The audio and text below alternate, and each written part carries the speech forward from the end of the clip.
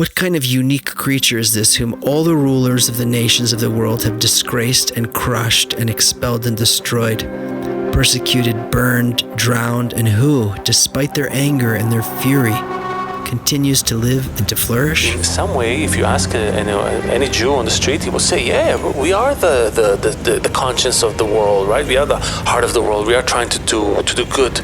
But I think it's maybe not enough. The Jew saw them all, beat them all, and is now what he always was. All things are mortal but the Jew. All other forces pass, but he remains. What is the secret of his immortality? Okay, listen, enough of that. This is a podcast, and we're not going to try to find, we're going to find the solution to anti-Semitism, okay? We're going to stop that right here, right now, from this stinking basement. When we get to the bottom of this, we're going to read from this mystery book, which you're not going to find out about until the end of the series, and we're going to really entertain every perspective. We're not going to say, oh, you can't say this, you can't say that. No, we're going to say everything, because if we're not going to be able to talk about it, we're not going to be able to solve it. We're going to really grab you in the kishke, and we're going to squeeze until we get something, right? Either a bowel movement or a freaking solution. We want to know what happened 3,500 years ago in Babylon that started this whole mishugas, and we want to finish it here in 2020. That's it. Is there something more scary than crypto Jews to non-Jews? Cryptocurrency? What do you mean? What's a crypto Jew? A crypto Jew is a Jew that is pretending to be not a Jew, but really, that deep down he's a Jew. Why is he pretending to be not a Jew? You want to be with the cool kids, but deep down you're a nerd. So you go in and you buy a leather jacket and you start smoking and you pretend to be like with the cool kids, but deep down you're a nerd. Deep down you have like a. The Jews are the nerds in the example, right? Yes, the Jews are the nerds. Okay. I think. And they want to be like the Spanish cool kids here. The Spanish cool kids, exactly. Okay. But the problem is, the more you try to be like one of the cool guys, and you try really hard, but the more you try to be like them, the more they get annoyed with you trying to be so much like them. I'm sure that there's 80s movies that describe that exactly. The Inquisition. Let's begin. The Inquisition. Look out, Sid. We have a mission to convert the Jews. Jew. We're gonna teach them wrong from right. We're gonna help them see the light and make an offer that they can't refuse. That the Jews just can't refuse. Confess. Don't be boring. Say yes. Say yes. Don't be dull. A fact you're ignoring. It's better to lose your skull cap than your skull. But just to catch up on what's going on here, so Spain is the height of civilization now, right? So we talk each time we get to a certain peak in civilization or peak in the human ego, that's when the Jews are trying to be like the cool kids every time instead of doing their thing. Right? Well, yeah. I mean, what year are we at right now? We're almost at the Inquisition, right? We're almost, yeah. It's the dawn of the Inquisition. I think we touched on it. Yeah, we touched on it. We touched on it last week. We took last episode. We talked about the rise of the Inquisition and all that. But I found so many interesting twists here in the plot because. Other than the Holocaust, the expulsion from Spain is one of those things that left like a big mark. The collective Jewish subconscious. We were in this country. We were there since the destruction of the first temple. There were Jews in Spain. So before Common Era, there's Jews living in Spain, and all throughout the years, all throughout the centuries, there's this. Constant trickle of Jews, being exiled from Israel, leaving Israel, being sent there after Titus destroys Jerusalem. He's sending the Jews there. It's slowly the center of gravity of the world is moving towards Spain, and especially after Rome is sacked by the barbarians, the weight shifts west into Spain, and that's where the Jews are. as always, wherever there's a civilization on the rise, there are Jews there helping out and doing what they know how to do best, right? Working with the system, not the kings themselves, not the rulers, but always the sidekicks, always the ones providing the intellectual stamina to the system. Before we go to the crypto Jews, I think it's worth mentioning, for the benefit of people joining, because I'm realizing, Seth, that people are listening to this may not go back to chapter 1 to kind of hear where we started. They may just fall in here and hear these two Jewish dudes talking about Jews, and we're like, why are they talking smack about our own people? I also have the same fear that people are going to pick up the podcast and think that, but I think that people would listen. Well, I mean, I love listening to this podcast. Luckily, only your address is on file. We are two concerned Jews on two sides of the Atlantic. We're trying to figure out this thing called anti-Semitism, which is not going away. Not only is it not going away, everybody's really working hard during the outbreak to make sure anti-Semitism stays in the headlines. If it's not the anti-Semites, it's the Jews themselves who are kind of shooting themselves in the foot by acting like assholes. It was just this mass funeral with a lot of Jews gathering, so much so that the mayor... A funeral with a mass gathering around it. The mayor had to come and break it up, the mayor of New York. And issue a special tweet against the Jews. And of course, everybody's like, why are you targeting the Jews, singling out the Jews? Why are you not talking about Muslims? And all? Again, it's not the point. So we're trying to get to the root of why this is even happening, why this is still happening, and where did it start? And we're doing this because we're concerned citizens. It's important to say that neither of us are historians. We have, if you want to delve into the facts, you should pick up a history book. We are looking, right? We're looking for answers. You've always been looking for answers, right, Seth? Yeah, that's exactly what we're doing, is not being satisfied with the narrative that we've been fed, which is just that, for some reason everybody hates us, and that's just that. And to have all that responsibility, you can say, oh, that's not fair. Why is that on us? But what we're seeing again and again through the story is that, kind of like it or not, the Jews move in parallel with the growth of civilization, and there's a certain role to these people, and it's important also that our viewers, if our listeners are tuning in now for the first time, they even understand, Leo, what is a Jew.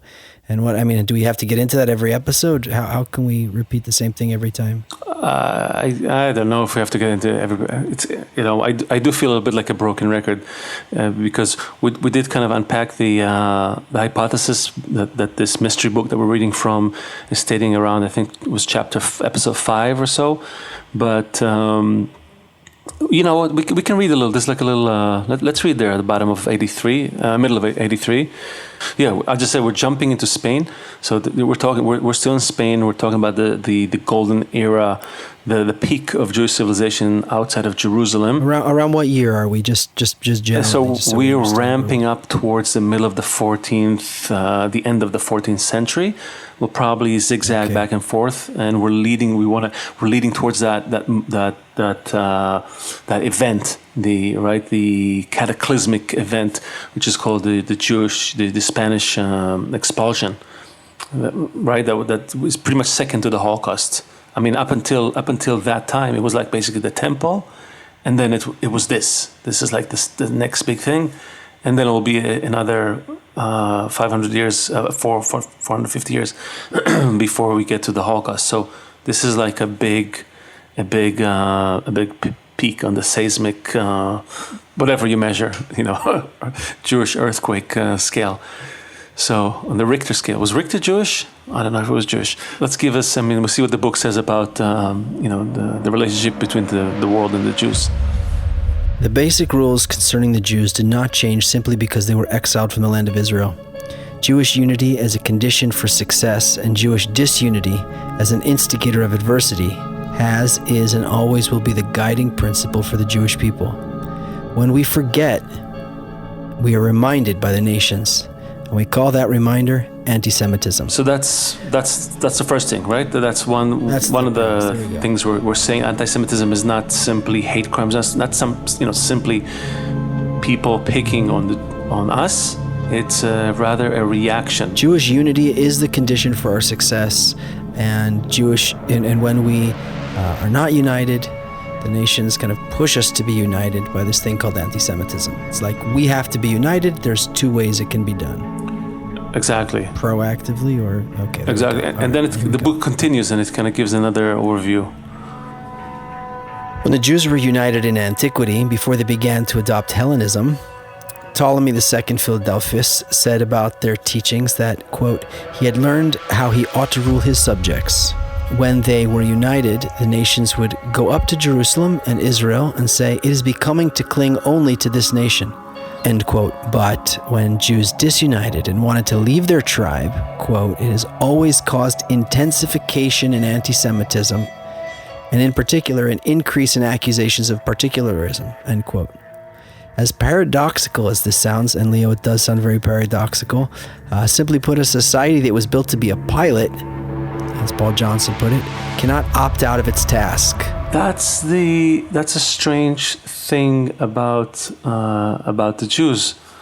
I think we all have it. Like I left Israel. I wanted to come to New York. I wanted to be like an American. I didn't want to come here to be a Jew. It's not what I set out to do. I think also, Seth, you didn't wake up in the morning and be like, hey, I'm gonna Jew people today, right? No. Not at all. In fact, the funny thing is, I don't think any Jewish person wakes up and this is to all anti-Semites out there. You can rest assured there's no Jewish cabals somewhere sitting. We're going to Jew over the world. There's none of that happening. No one is waking. Just like bad people don't wake up in the morning and say, I'm going to do something bad today. No, everybody just goes out to do what they feel is the right thing to do at any given moment. And it's simply that the motivations, the inner kind of engine of every person is a little different. And what we're saying here, what this book is saying, and we're trying to find out, I think, is the inner engine of Jews one that's driven by unity versus all the other engines. And when Jews kind of follow that engine of unity, it's great. When they don't, that's when they get that reaction from Leo. I hope our listeners are able to hang on and just hear and just try and digest this. It's like I gave my kids whiskey, my teenagers. No, it's permitted on religious holidays, but they didn't like it. Okay, and I gave them a sip, and they didn't like it. As you become older, it's the same kind of thing with like coffee, or it's the same kind of thing with like sour foods or spicy foods. A child doesn't enjoy it, right. But there's the kind of bitter. But as you develop and become more mature and see the world as more than just candy, you lose the taste for bullshit, as we called it before. You acquire a taste for something more true, So when we start to look at the situation and start to peel away the old wives' tales and peel away the superstitions and peel away these simple nursery rhyme stories about what has actually happened in history, there is a repeating narrative there. There is something that turns out our lives are in our own hands. That's the question, though. I talk to a lot of people here, especially now with the coronavirus and all of that, and it's not so. It's hard for people to accept that there is some sort of a plan, a pattern. Everybody says history repeats itself, and it sounds kind of a defeatist attitude. I want to think that we can have something to do with it, and we're not just doomed to repeat the same mistakes over and over. There are events in history. Obviously, if you ask the dinosaurs, history did not repeat. The dinosaurs were wiped out, and that was it. That was like there was one. They had a good run. Compared to humans, man, we're like got a good run. We're like worms, right? In comparison, they really lingered for a few 100 million years, and we're barely holding on to the last 6,000 years.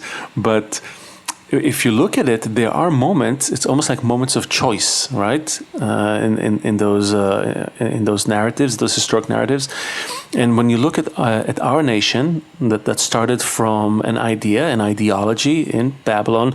Someone said, "Hey, let's change the way we relate to nature."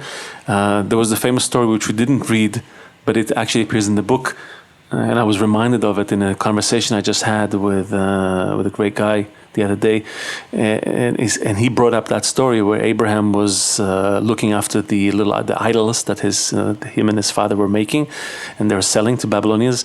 You remember that story? And his father left the house, and he went and he just went around, he smashed all the idols except for one, the big one. And his father came back and like, "Wait, what's happened here?" It's like, "Well, the big one, the big idol, he went around and he smashed everybody and all the other idols." And he's like, "What are you talking about? This is like the stone and wood. That doesn't do." And Abraham was like, "Well, if it's just stone and wood and it can't do anything, why do you keep praying to it?" So that was like a moment of awakening for Abraham. There's probably a higher force, an actual force, not a piece of rock. I think what we're trying to do here is look at what's happened and draw some conclusions from that. And I know we're going to get yelled at. It's okay. I made a video the other day, and someone was yelling at me, "Why are you peddling lies, talking about the monkeys and the?" And I'm like, dude, forget about that. I'm trying to make a point. It's about a principle. No, well, so the point we're trying to make is that after that moment in time where Abraham had the realization, there's got to be a higher force, an actual force like gravity, a force that actually works in subtle ways through everything, united everyone around this idea of love, right? Love covers all transgressions, somehow above the growing ego. Love will be the force that unites everything and reveals a higher level of existence, a higher layer of reality. And then Moses did it again, right? Inviting the people of Israel to unite above the growing ego, symbolized by Egypt, around this Mount Sinai thing, that whole thing. And since then, I think it was always the Jews who kind of carried that banner of unity, right? That's what the whole light unto the nations. That's the thing. But little by little, for some reason, the thing kind of eroded a little bit. That mission. I think we forget. Why do we forget? According to the plan, why did we forget, or you just in general? Why did we forget, Seth? You and I. Well, okay, so there's a very good reason why we forgot. That's so we could mix more with people. Oh, okay. So that by forgetting and kind of falling from that state and mixing more with the culture, that quality of unity that we acquired gets to mingle with each new culture. Mingled with the Babylonians, mingled with you can imagine there was all kind of intermarriage and all different kinds of businesses. So mingling, but in order to spread that, not to mingle in order to become that, to become the thing we're mingling with. Well, the people are moving without really free will so much. They are mingling. They think in order to. They think because they're compelled to mingle. They're compelled. They see some kind of pleasure in life through that. They see if I become more Hellenistic, or if I mingle more like this, I can have a good life like this. Right. If I become a better New Yorker, I could have a better life of a New Yorker. Right. That's what I came from Israel. I left that little swamp and I moved to a bigger swamp. I was looking for I was working in advertising. Yeah, I'm gonna come in. I'm gonna get bigger budgets and bigger parties and more drugs and more music, and it's a totally egoistic motivation, but that's the driver, right? That's what drives this whole thing. And yet it's like the mouse in the maze also, because in that situation you saw bigger pleasure, so you just followed it. Exactly. Yeah. If you saw the bigger pleasure, is you're in unity, you would have. I'm not saying you were in unity in Israel, but I'm saying if Israel, the Israel that we're talking about, felt the bigger pleasure in unity, but no, for some reason, they are compelled by this force of nature to mingle and connect with each culture, but the kind of correction on it, the whole thing is to like flip it. It's God, there's got to be another 80s movie about this also, where like the nerdy guy gets the hot girl, and then, you know, somehow there's a flip also, you know, you like but that's the question. Can you do it? Can you get, science, start, Andrews, right? Yeah, can you start working on the inside and not get corrupted by the same forces you're trying to change? It's like the classic guy who wants to become a president. I'll become a president and I'll make this world a better place, right? And by the time every time by the time you reach the White House, you become an idiot. It's like completely. Yeah, it's impossible actually. You have to stay in the unity. There's like a whole other. It's like another level that it has to happen on. It's impossible to become. To get into that ego and to not become completely corrupted by it. It's impossible. That's a question. I think can it be that one group of people was tasked by nature to actually do that? In some respect, when you talk about, and Spain is a good example because that's kind of like the rise of ethics and all. You know, Spain was a golden era for really for Jewish working on all sciences and math, astronomy, medicine, ethics, translating all this text from the Arabic. Let's read. I'm just saying. I think in some way, if you ask any Jew on the street, he will say, "Yeah, we are the conscience of the world, right? We are the heart of the world. We are trying to do good." But I think it's maybe not enough. What does he say? What does Michael Grant, author, professor, Cambridge University, observed? The inability of Jews to mingle even in antiquity. Almost despite their own nature to try to mingle, it's kind of something about this was not letting them do it.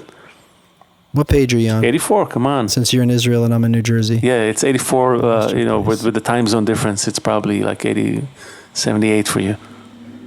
The Jews proved not only unassimilated, but inassimilable, he writes. That's a nice word. The demonstration that this was so proved, one of the most significant turning points in Greek history, owing to the gigantic influence of the Jews that they exerted throughout subsequent ages by their religion, which not only survived intact, but subsequently gave birth to Christianity. So Leo Tolstoy. Yeah, Leo Tolstoy. Mm-hmm. Okay. Okay, this is from Leo Tolstoy. The Jewish World periodical published it back in 1908. Okay, it says whether or not he actually wrote it reflects the wonders of the nation at the resilience of the Jews. This is confusing too. Yeah, it's basically it's a poetic quote. It's ascribed to him, to Tolstoy, the author. It's hard to prove. Again, we don't care. It's not about who said what. It's about the fact that it's out there. What does it say? What is the Jew? What is the Jew? What kind of unique creature is this whom all the rulers of the nations of the world have disgraced and crushed and expelled and destroyed, persecuted, burned, drowned, and who, despite their anger and their fury, continues to live and to flourish? The Jew is the symbol of eternity. He is the one who for so long had guarded the prophetic message and transmitted it to all mankind. A people such as this can never disappear. Can never disappear. It's almost like against our better judgment. Naturally, I would want to follow my egoistic instincts and just go do like what everyone else does. That's the I'm compelled. I yearn to be like everyone. Man, you talk to Israelis, man, we're just like everyone. Why can't we be just like everyone? We just want to go, I just want to work hard, play hard, go on vacation to Thailand a couple of times a year, own a couple of cars, just rot in front of the TV. What's wrong about that? That's such a great lifestyle choice. Why can't I do it? Yet for some reason, again, you can argue it, but the facts don't lie. It's just very difficult to become like everyone. Not only is it difficult, to us, the people around won't let you do it. Almost, I think that's what this book is showing. And here's our friend Shulgin. What is he saying? Your favorite anti-Semite? Yeah, he's one of my. I think he's probably at the top there. Yeah, he's a senior member of the Duma, the Russian Parliament, and was probably one of the most perceptive individuals with regard to the role of the Jews in the world and how they performed it in antiquity. Yeah, right. He wrote a book that says we don't like what we don't like about them. Yeah, such a catchy title. In his book, What We Don't Like About Them, he wrote, "I don't feel goodness in Jewry. Cut me to pieces. Do what you want. I don't feel it. I would be happy to feel it. I would be happy to bow before the apostles of the Jews again as we bowed before them in antiquity. But where are these individuals who stopped being humane since the spirit of holiness ceased shining the aura over their heads?" Oh. Yeah, kind of. Where are they? Yeah, making you yearn for that. I mean, you know what? It sounds like a good job. Sounds like a better job than than what we're doing right now. Maybe this whole it's the whole wax on, wax off thing. He's like, "But Mr. Miyagi, I don't want to wax on. I want to do karate." He's like, "Wax on." He's like, "Why?" He's like, "Wax." He's like, "Oh." It's like it's exactly. You don't know why you're compelled to do it, but so just do it. Yeah, just unite. Everything will be fine. So back to those crypto Jews. The crypto Jews, I think that's what freaks everyone out. It's the fact that they're on the outside. Today, the anti-Semites, they target the Jews that they can see, right? The Hasidic ones, the Orthodox, the ones that, but shave their beards and change their clothes, and suddenly you can't tell who's a Jew and who's not. Who's got his hand on your money? Who's gonna intermarry with your daughter? It's a scary prospect, right? And what are you saying? I'm saying that in a very interesting, subtle way, the more Jews try to be like everyone around them, the more the situation worsens in a way. So back to the book, because people did come for a quasi history lesson from two non-historians. So let's give him something. So up until that time, around the 14th century, you would rarely see Jews.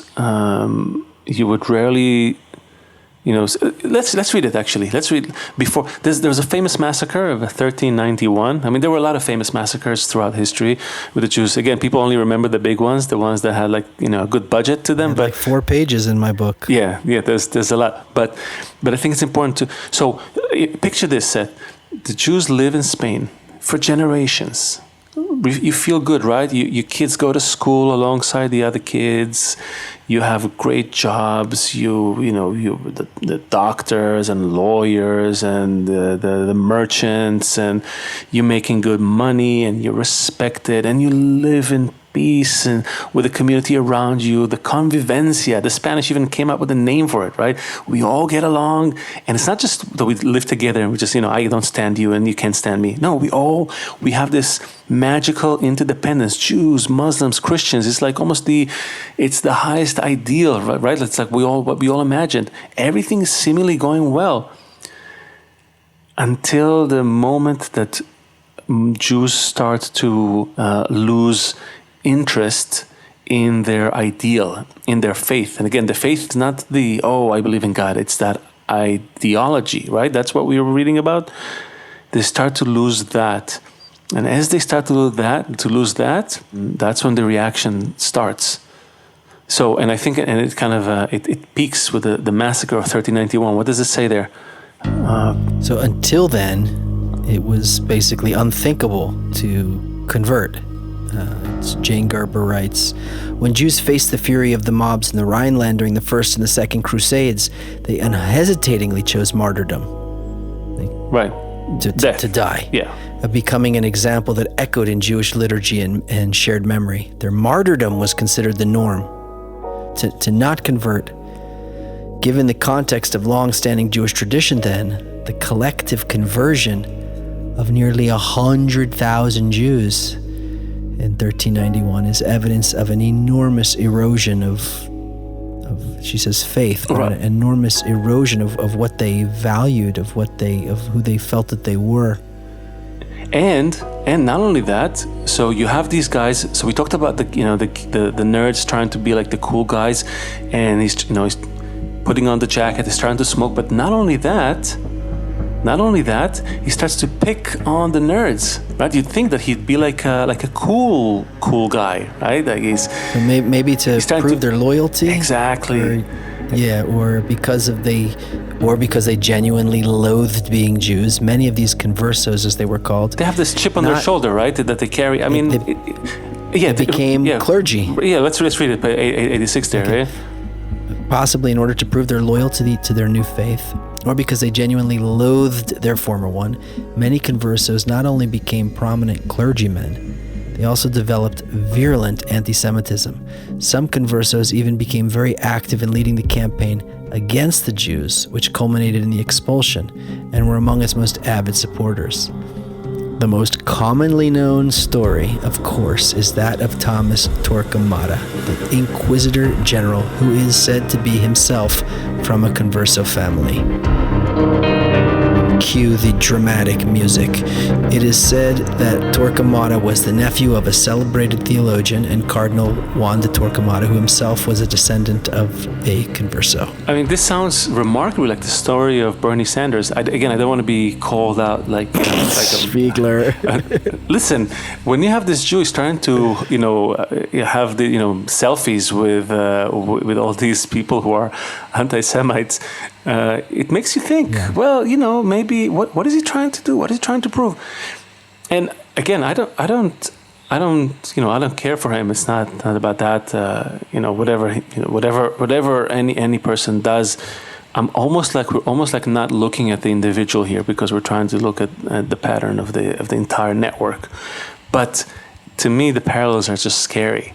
It's like if this story follows through, then the next, and you could see that you would not become king, right? The Jews are never become king, but they always become second to the king, maybe head of the Inquisition, right? So if this story goes all the way through, it ends with expulsion. You have your suitcases ready, Seth? Man, I don't even know what to say. In the book, there's story after story of conversos. Basically, these people who were, prominent Jews, prominent rabbis, who decide to convert, and then they don't just convert and kind of disappear into obscurity. No, they become bishops, the theological writers. They join convents. They rise to the highest ranks. They're the ones who basically become leaders, right? Theological leaders of the community. People who were Jewish, who had this belief, who had this ideal. I mean, I think it's worth reading a little bit, page 88 there, about the rapid ascent of these conversos. You would think that, they're becoming conversos, they're becoming Christian, everybody should love them, right? So this forced and voluntary conversion liberated tens of thousands of former Jews from legal, cultural, and religious constraints that kept them a class apart when they were Jews. These Jewish conversos then entered Catholicism and Christian society vigorously, quickly penetrating the middle and upper classes and occupying the most prominent positions in the royal administration and church hierarchy. And of course, what happened? The Catholic Spaniards grew antagonistic towards the Jews. They detested those who converted. The tragic results of this paradox, concludes Roth, who wrote here, was the hostility of the masses to the new Christian elite. The conversos led to the notorious purity of blood statutes, which preceded the Nazi race laws. The famous Nazi race laws. And then in 1478, the establishment of the Spanish Inquisition. Just to remind everyone, this is also a time where Jews were then forced to wear a badge. I mean, there's so many similarities. And you would say... And the Inquisition was paradoxically initiated and promoted by the conversos. Veteran conversos. I don't know if we want veteran conversos. I don't know if we want to... Right, no, let's finish this. But just basically the conclusion of this, and they write about it, all those things, the purity of blood laws, the Spanish Inquisition, did not actually target Jews themselves, but rather those that they called the crypto-Jews or Marranos, the conversos. Those who tried to assimilate. Those who tried to assimilate. Those who, even in the expulsion, and we'll see. I guess we'll get to it next. On the next episode. Even there, they say that one of the biggest kind of motivations for expelling the Jews was because they were afraid that they were going into their ranks as conversos and then turning around and trying to pull Christians out of their faith, try to pull people away from their values. Yeah, people always think there's a Jewish conspiracy, but they don't really understand. The Jews don't even understand really what's happening. Exactly, and there is definitely something else happening, but and people I'm amazed. Sense it, but. Yeah, people sense it. That's the thing, Seth. In one of the talks I had with a person who is pretty categorically labeled as anti-Semite, E. Michael Jones. You can see it on our YouTube channel. He talks. His main complaint. Forget about the stuff that I didn't understand that he was talking about, but the stuff that I did understand was that his main complaint was that Jews were basically they undermined the values that he saw and many Christians saw as essential to the church, family values, moral values.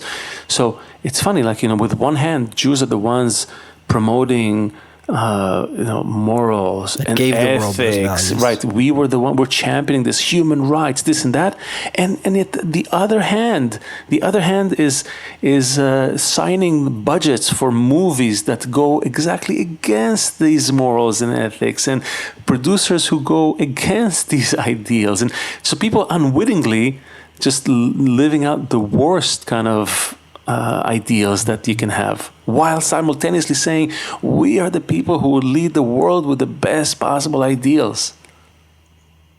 That's the craziness, I think, that we're trying to overcome. So it's not about blood purity, this or that. I think there really is something that we're being shown and we refuse to see. I mean, okay. So here I always have issue with that. Refuse to see. But we have to wrap up though. So, but you have an issue. You want to bring up the issue, and then I could just say like this. Wrap it up like this. You put a seed in the ground. The seed first rots, then it breaks open, then a sprout comes out, then it breaks through the dirt and reaches to the sun. So all of these processes along the way, it's not to blame someone. Nobody even knows what's happening yet. Yes, something happened in the past with Sinai and all that, but it's time to wake up. It's time to break through the soil now. Well, you have to be human, Seth. We're not a plant. We're not a freaking vegetable. Someone has to prune that tree. Someone has to make sure that it grows, that only the good parts are the ones that we're eating. You can't just be like, yeah, I'm just gonna eat a little bit of this, a little bit of that. Right? With one hand, I'm gonna sign the, Human Rights Declaration, and with the other hand, I'm gonna. I don't want to say some terrible things here, but okay, yeah. I think that schism was something that we have to look into, and next week. Difficult episode, man. This was a difficult episode. Yeah. You really have to face some things, and yeah. So next week, the expulsion. We're being expelled. So pack up your suitcases. We're gonna zoom in on that story, on that moment in time where, surprise, surprise, 600,000 Jews were forced out of Spain, just like the 600,000 who left Egypt. Interesting. So we'll do that, and also for the bonus points, there was 613 orders signed against Jews or something. 613. Interesting. Anyways, without getting too mystic about it, it's gonna be interesting. I'm excited because it makes me feel like we're touching a nerve. I feel something. I don't know. Do you feel something, Seth? I do, and it's uncomfortable. And with that, we're gonna see you next week.